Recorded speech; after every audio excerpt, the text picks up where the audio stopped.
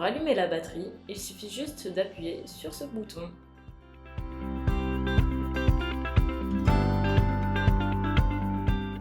Pour allumer le display, appuyez sur le bouton juste en dessous. En haut s'affiche le niveau de charge de la batterie.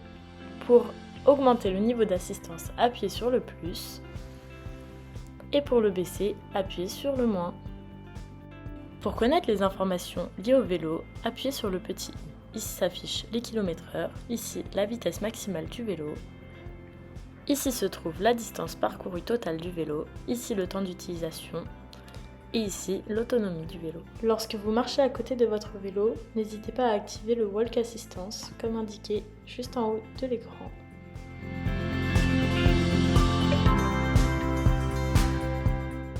Appuyez sur ce bouton pour allumer les lumières.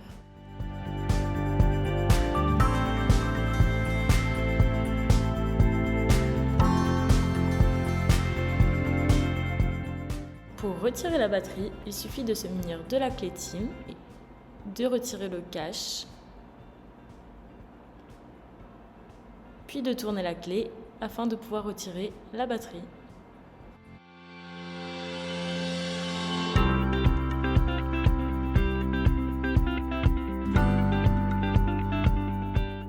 Dans cette boîte se trouvent les clés ainsi que les deux embouts du chargeur.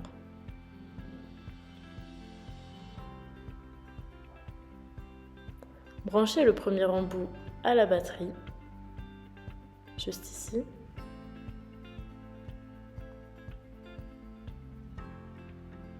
Puis le second embout au chargeur.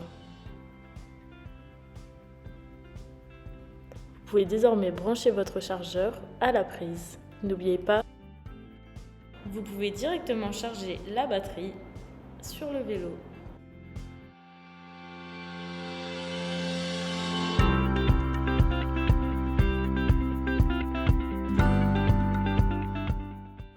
Pour remettre la batterie, il suffit d'insérer cette dernière dans son emplacement d'origine, puis d'appuyer. N'oubliez pas de remettre le cache et de retirer la clé.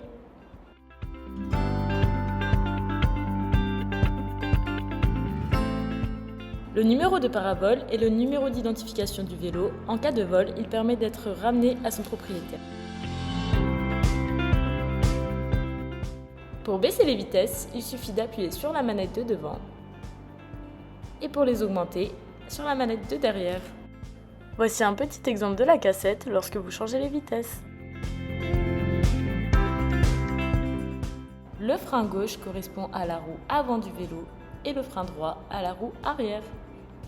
Pour ne pas glacer les plaquettes, freinez modérément pendant les 50 premiers kilomètres. Pour activer la sonnette, appuyez sur la manette juste en dessous. Avant de partir à vélo, pensez à vérifier la pression de vos pneus. Ici, elle n'est pas bonne, alors dévissez le premier embout, puis le deuxième. Vous pouvez dès à présent brancher la pompe.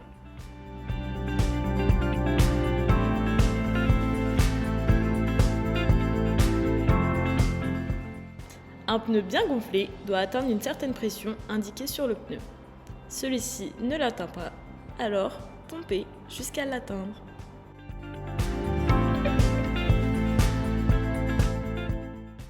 Une fois la pression souhaitée obtenue, fermez le bout de la pompe, puis retirez-le et revissez le petit embout.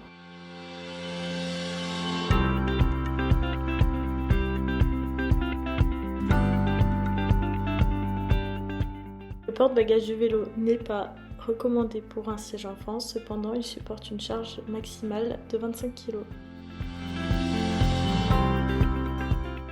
N'oubliez pas d'utiliser la béquille lorsque vous souhaitez stationner votre vélo.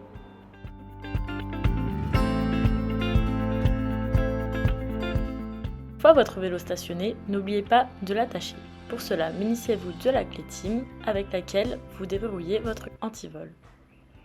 Puis attachez le cadre de votre vélo à un point fixe. Refermez l'antivol avec la clé. N'oubliez pas de récupérer votre clé.